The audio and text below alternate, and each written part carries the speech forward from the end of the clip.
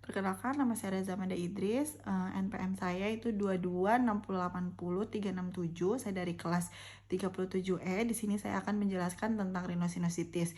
Rhinosinusitis ini adalah peradangan pada hidung dan sinus paranasal. Nah, sinus paranasal itu adalah bagian rongga-rongga sinus yang ada di dalam hidung.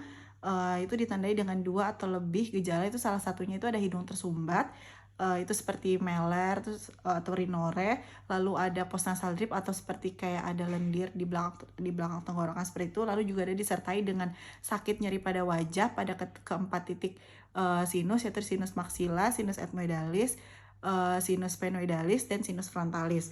Lalu juga bisa didapatkan pada pemeriksaan penunjang, yaitu pada endoskopi itu bisa didapatkan nasal polyp, lalu bisa ada nasal polyp itu ada polip pada hidung, lalu ada discharge mukopurulen, yaitu ada cairan yang berwarna mukopurulen atau berwarna kehijauan pada hidung, lalu juga ada bisa pembengkakan pada mukosa hidung. Nah, untuk penyebab dari rhinosinusitis ini, rhinosinusitis ini sebelumnya itu biasa dikenal itu disebut dengan sinusitis. Nah, penyebabnya ini biasanya itu pertama kali itu karena ada rinitis alergi. Rinitis alergi itu karena ada alergi seperti alergi debu dan lain-lain ya. Kalau misalkan kita terkena alergi, terpapar oleh alergennya, itu kita kan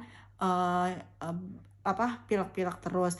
Lalu itu ada kelainan anatomi dari rongga hidungnya, itu bisa juga karena infeksi gigi, lalu bisa karena ada benda asing, lalu bisa juga karena ada polip hidung, lalu bisa juga karena ada hidung ditumor. Nah, untuk sinusitis ini sendiri itu ada klasifikasinya, itu dibagi menjadi 2, yaitu ada akut dan kronik. Kalau yang akut itu kurang dari 12 minggu dan kronik itu lebih dari 12 minggu. Untuk pengobatan, untuk gejalanya itu biasanya pada rhinosinusitis itu ada gangguan pada penciuman, terus sama yang disebutkan pada di awal tadi.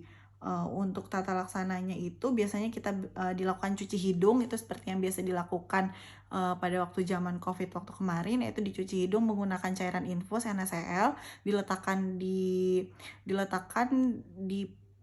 spuit 20 cc, lalu jarumnya dilepas, lalu dimasukkan ke hidung yang sebelahnya, lalu bermiring dan nanti miring agak nunduk, lalu mulutnya dibuka, lalu dilakukan hal yang sama.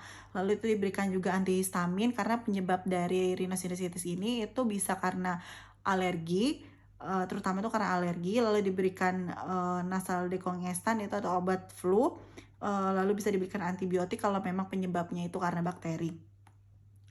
Lalu untuk pencegahannya itu yang bisa dilakukan, yang paling kita harus merubah, pertama harus mengetahui dulu kita alergen terhadap apa. Nah, kita harus menghindari alergennya agar terhindar dari si pencetusnya tadi, yaitu seperti rinitis alergi tersebut, seperti itu. Lalu untuk menjaga kebersihan, seperti karena debu itu bisa jadi menyebabkan flu yang akan menyebabkan rhinosinusitis, seperti itu. Baik, terima kasih. Wassalamualaikum warahmatullahi wabarakatuh.